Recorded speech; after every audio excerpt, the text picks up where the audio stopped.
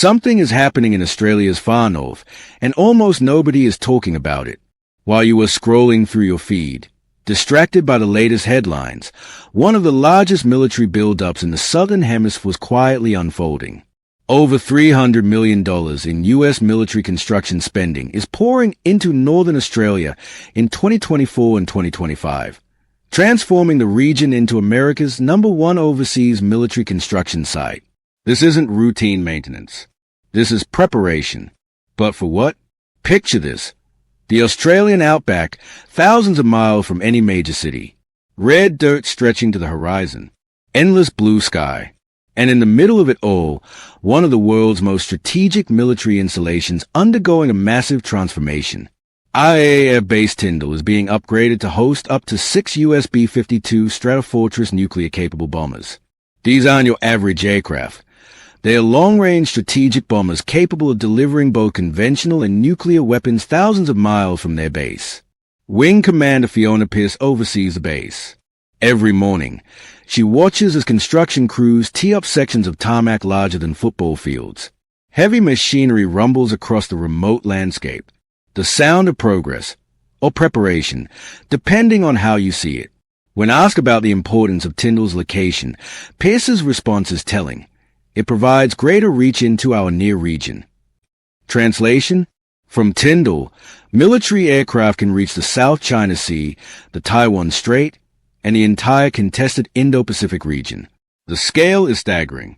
Australia is investing $1.5 billion in Tindal's redevelopment alone. New terminals, control towers, accommodation for surge personnel. And here's what really matters. Massive fuel storage facilities sitting side by side. One Australian, one American. But Tindal isn't alone. 200 miles to the north, Darwin has long been a garrison town. It hosts the Australian Defence Force and a U.S. Marine rotational force that spends 6 months every year there. But here's a strategic detail most people miss. Darwin is closer to the Philippines than to Australia's own capital, Canberra. Think about that for a second.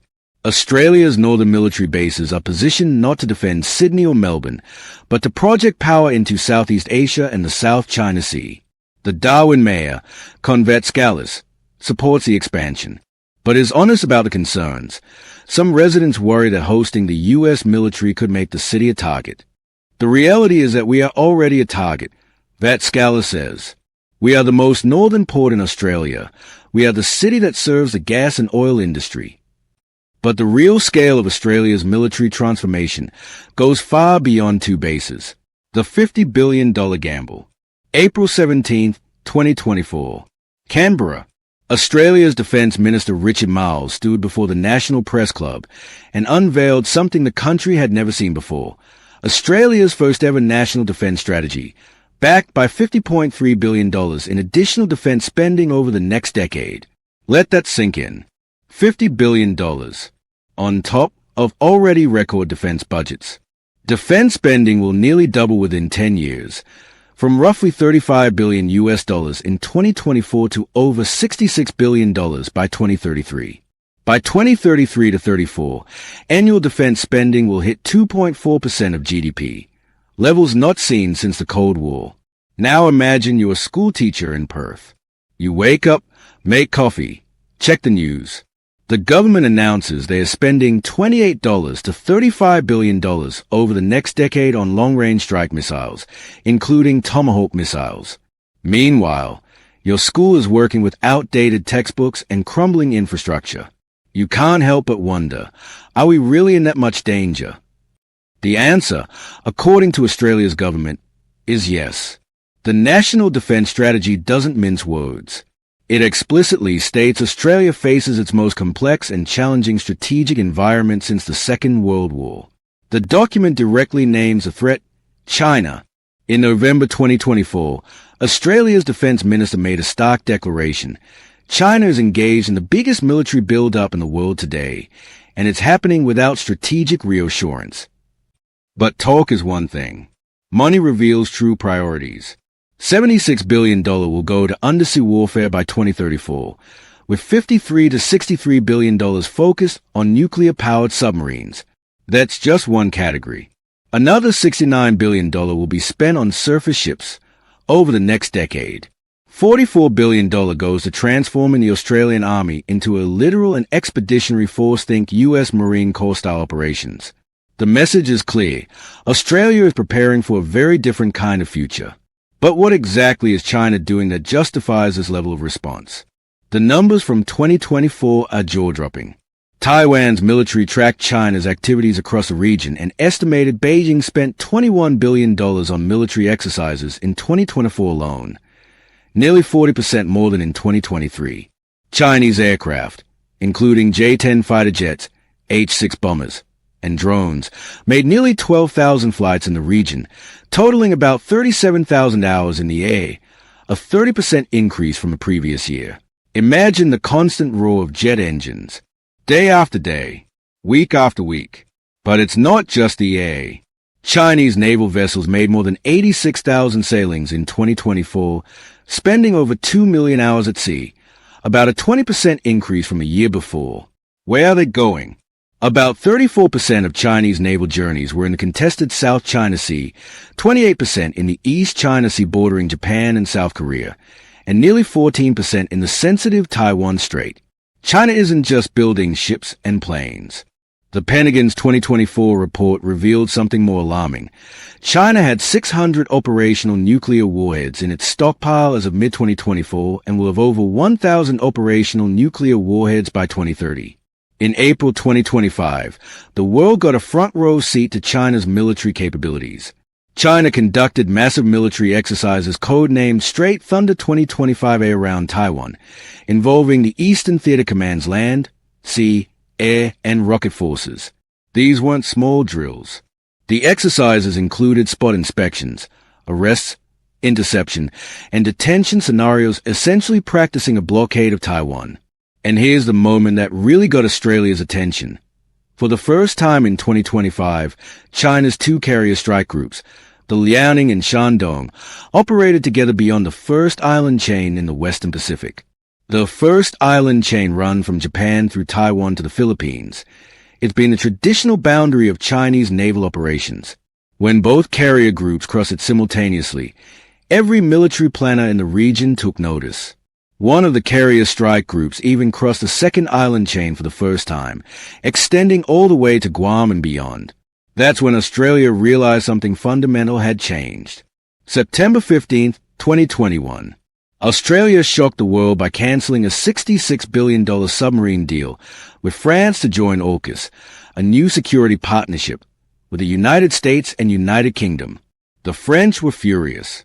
The Chinese were alarmed. And the world wondered, what could possibly justify burning bridges with a major ally? The answer, nuclear-powered submarines. Here's what Australia committed to: acquiring 3 U.S. Virginia-class nuclear-powered submarines in the 2030s, followed by Australian-built SSN AUKUS submarines in the 2040s. The timeline looks like this. 2027. Submarine Rotational Force West begins at HMAS Sterling near Perth, hosting up to 4 U.S. Virginia-class submarines and 1 UK Astute-class submarine on rotation ASA. Early 2030s. The U.S. transfers the first Virginia-class submarines directly to Australia. Late 2030s. The UK delivers its first SSN AUKUS submarine. Early 2040s. Australia delivers its first domestically built SSN AUKUS submarine from Osborne in South Australia. The financial commitment is breathtaking. Between $53 and $63 billion will go toward nuclear-powered submarines and associated infrastructure over the next decade. Why nuclear-powered? Because conventional diesel-electric submarines need to surface regularly to recharge batteries, making them vulnerable to detection. Nuclear submarines can stay submerged for months, travel faster, go deeper, and operate virtually anywhere in the world. This program will create around 20,000 direct jobs over 30 years, transforming Australia's industrial base. But there's a bigger strategic picture. On August 5, 2024, AUKUS partners signed a landmark agreement allowing the UK and US to transfer submarine-specific material and equipment, including nuclear propulsion technology, to Australia. This is unprecedented. The US has only shared this technology once before, with the UK in 1958. Miles called it the single biggest investment in our defense capability in our history and a transformational moment for our nation. But transformational cuts both ways. Not everyone is celebrating. Critics point out something important. Some observers argue China's military buildup is primarily defensive, designed to defend against perceived threats in its offshore waters, as any country would do. Think about it from Beijing's perspective. The U.S. announced its pivot to Asia in 2011, dramatically increasing military presence in the region. American aircraft carriers regularly patrol the South China Sea. U.S. bases around China, in Japan, South Korea, Guam, and now, increasingly, in Australia. Would any major power not respond? Then there's the economic reality. China is Australia's largest trading partner. Bilateral trade is worth hundreds of billions of dollars annually. Iron ore, coal, agricultural products. Australia's economy depends heavily on Chinese demand. Is military confrontation economic suicide? The nuclear aspect raises concerns too.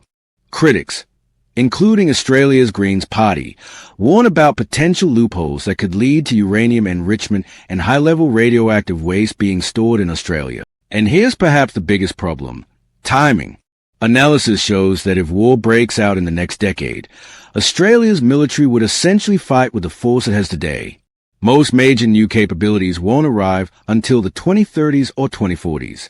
Many experts believe the period from now until the end of this decade carries the highest risk of Chinese aggression, precisely when Australia will be most vulnerable. Then came February 2025. Chinese warships conducted live-fire exercises in the Tasman Sea between Australia and New Zealand. It was the first time China had done this in that specific area. Australian authorities had to establish an airspace protection zone of 19 kilometers around the Chinese task force, extending up to 45,000 feet. Some saw it as China sending a message, "We can reach you." Others saw it as routine naval operations in international waters, exactly what the U.S. and Australia regularly do near China. Which perspective is right? Here's what we know for certain. Australia's sea trade routes, including through the South China Sea, are becoming increasingly dangerous as Beijing undertakes massive military expansion. Australia's strategy explicitly prioritizes deterrence, preventing attacks on the Australian homeland through what they call a strategy of denial. The goal isn't to invade China. It's to make any attack on Australia or its interests so costly that it becomes unthinkable. U.S. Pacific Air Forces Commander General Kevin Schneider emphasized these northern bases are not U.S. basing in Australia and that the United States is not going to operate unilaterally out of Australia. It's meant to be a partnership. But partnerships in geopolitics are complicated. Australia is binding itself more tightly to American strategy in Asia, for better or worse. If tensions between Washington and Beijing escalate, Australia won't have the luxury of sitting on the sidelines. The construction crews at Tindal keep working. The B-52s will eventually arrive. The submarines will be built, and the $50 billion will be spent. The question isn't whether Australia is strengthening its military. That's a fact. The question is whether this path leads to security, or whether it's creating the very crisis it's meant to prevent. Here's what I want to know from you. Do you think Australia is making the right choice by strengthening its military ties with the U.S. and building nuclear submarines? Or is this a dangerous provocation that pushes the region closer to conflict? Are they preparing for peace through strength or accidentally preparing for war? Should countries like Australia invest in diplomacy and economic ties with China, or is military deterrence the only language authoritarian powers understand? Drop your take in the comments below, because this debate isn't just about Australia. It's about the future of the entire Indo-Pacific region, where half of humanity lives and most of the world's trade flows. The world is watching, and so am I.